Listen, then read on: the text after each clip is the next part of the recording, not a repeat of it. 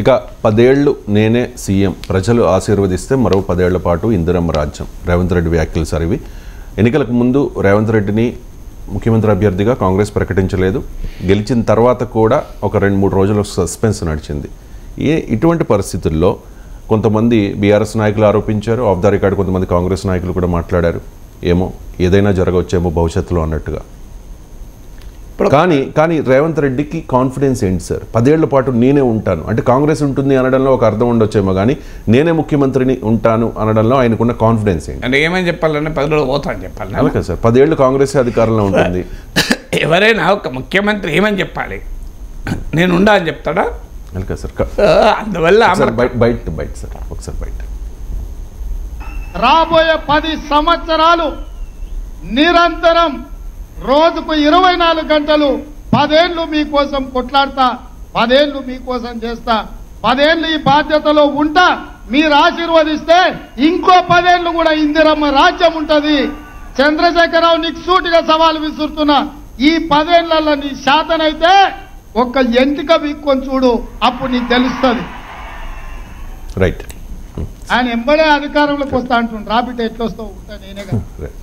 అంటే ఇప్పుడు రేవంత్ రెడ్డిని సీఎంగా ఉండాలా వద్దా డిసైడ్ చేసేది బీఆర్ఎస్ కాదు, బీజేపీ కాదు, కాంగ్రెస్. అది కాంగ్రెస్ పార్టీ నిర్ణయం, కాంగ్రెస్ పార్టీ అధిష్టానం నిర్ణయం, కాంగ్రెస్ పార్టీ ఎమ్మెల్యేల నిర్ణయం.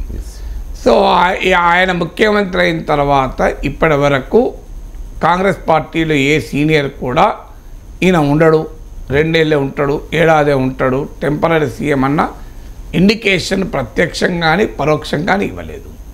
సో రేవంత్ రెడ్డి నాయకత్వం పైన అవిశ్వాసాన్ని, అవిధేయతను మంత్రిమండలి ఇప్పటివరకు ఎవరూ ప్రకటించలేరు.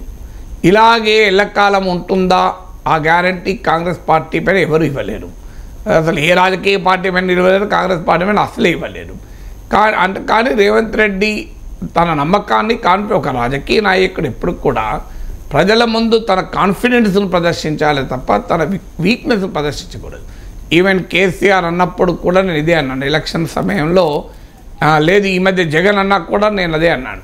సో నాకేముంది ఓడిపోతే, నాకొచ్చే నష్టం ఏంటి, నేను హాయిగా రెస్ట్ తీసుకుంటాను, ఇలాంటి మాటలు రాజకీయ నాయకులు మాట్లాడితే అది రాంగ్ మెసేజ్ వెళ్తుంది. అది మనకు అది ఒక ల్యాక్ ఆఫ్ కాన్ఫిడెన్స్ని తెలియజేస్తుంది. అంటే ప్రజల్లో సానుభూతిని రగిలించడానికి, ప్రజల్లో సెంటిమెంట్ రగిలించడానికి ఇలాంటి ఎత్తుగడలు రాజకీయ నాయకులు ఇచ్చినా అది అన్ని సందర్భాల్లోనూ అనుకూల ఫలితాలు ఇవ్వదు, కొన్నిసార్లు బుమరాంగ్ అవుతుంది అని తెలంగాణ అసెంబ్లీ ఎన్నికలకు ముందు విశ్లేషించాను. అదే జరిగింది కూడా.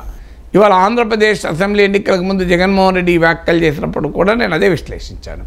అందువల్ల ఒక రాజకీయ నాయకుడు ఎప్పుడు కూడా పబ్లిక్ స్పియర్లో తన విశ్వాసాన్ని, తన పట్ల తన ఆత్మవిశ్వాసాన్ని ప్రదర్శించాలి. అదే పని రేవంత్ రెడ్డి చేశాడు.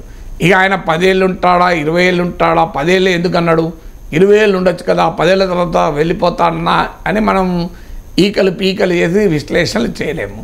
బట్ డెఫినెట్గా రోజు రోజుకు రేవంత్ కన్సాలిడేట్ అయిన మాట నిజం. అందువల్ల ఆయన PCC అధ్యక్షుడు అవుతాడు అన్నప్పుడు ఆయన పైన ఎంత వ్యతిరేకత వచ్చిందో చూశాము.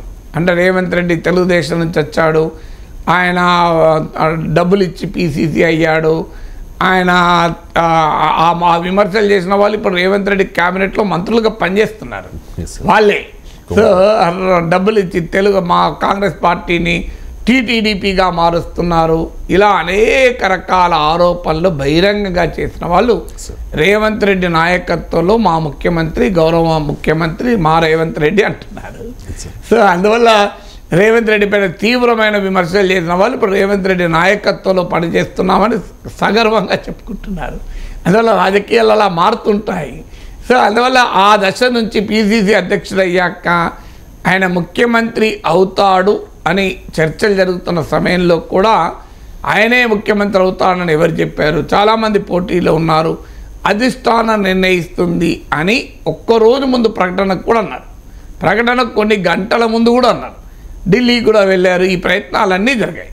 కానీ మీరు రేవంత్ రెడ్డి కాంగ్రెస్లో చేరినప్పటి నుంచి ఆయన ప్రస్థానాన్ని కనుక మీరు గ్రాఫ్ గీస్తే చాలా క్లియర్గా గ్రాఫ్ ఎక్కడా కిందికి పడలేదు.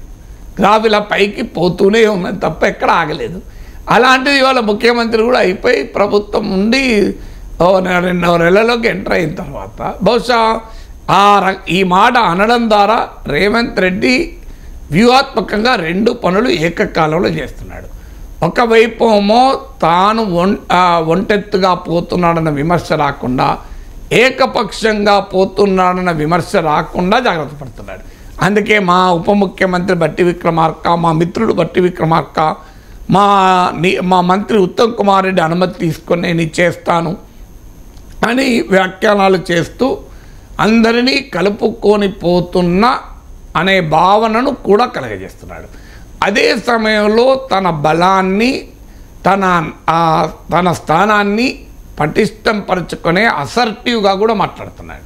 ఎందుకంటే మీకు గద్దరు సంస్మరణ సభలో కూడా నా మాటే శాసనం అన్నాడు.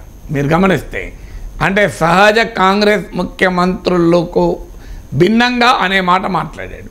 అంటే అలా అడపాదడపా ఇలాంటి స్టేట్మెంట్లు ఇవ్వడం ద్వారా ఒక కేర్ఫుల్ బ్యాలెన్సింగ్, అంటే అందరినీ కలుపుకొని పోవడం, తన బలాన్ని పటిష్టం చేసుకోవడం, ఈ రెండింటినీ బ్యాలెన్స్ చేస్తూ వ్యూహాత్మకంగా వెళ్తున్నాడు. అందుకే ఒకసారి తన మంత్రివర్గము, మా క్యాబినెట్, మా ఉప ముఖ్యమంత్రి, మా మంత్రులు అంటాడు.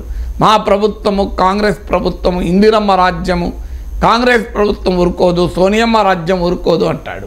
మళ్ళీ అదే సమయంలో తన ఉనికిని కూడా, తన చీఫ్ మినిస్టర్ పొజిషన్ను కూడా విత్ ఇన్ ద పార్టీ తన స్టేచర్ను కూడా అసెట్ చేసుకునే విధంగా నా మాటే శాసనం అని అన్నాడు.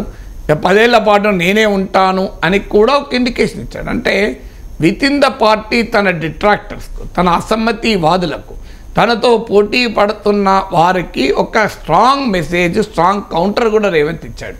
మీరు అనుకున్నట్లు నన్ను పక్కకు పెట్టలేరు, నేను కాంగ్రెస్ పార్టీ ముఖ్యమంత్రిగా 10 ఏళ్ళు ఉంటాను అని ఒక రకంగా తనతో పోటీ పడుతున్న వారు ఆశపడుతున్న వారికి కూడా ఒక స్ట్రాంగ్ మెసేజ్ కూడా ఇచ్చాడు. అందువల్ల అది వ్యూహాత్మక స్టేట్మెంట్, ఏదో యథాలాపంగానో, ఏదో ఎమోషనల్గానో, కాకతాళీయంగానో, యాక్సిడెంటల్గా అన్నమాట కాదు. సో అనదలుచుకున్నాడు. దాని ద్వారా తన ప్రత్యర్థులకు, ఇతర పార్టీలో ఉన్నవారు, తన పార్టీలోనే ఉన్న పోటీదారులకు, తన మంత్రివర్గ సహచరులకు, తన పార్టీలో నాయకులకు ఒక రకంగా అధిష్టానానికి కూడా ఒక సంకేతాన్ని ఇచ్చేటువంటి ప్రయత్నం రేవంత్ రెడ్డి చేస్తున్నాడు. ఆ రకంగా ప్రజల సమక్షంలో అనడం ద్వారా ప్రజాక్షేత్రంలో తన బలాన్ని పెంచుకునేటువంటి ప్రయత్నం కూడా చేస్తున్నాడు. సో అది అన్న సందర్భం కూడా మీరు గమనిస్తే ప్రజాక్షేత్రంలో, అందువల్ల ఇది వ్యూహాత్మకమైన ప్రకటన అవుతుంది.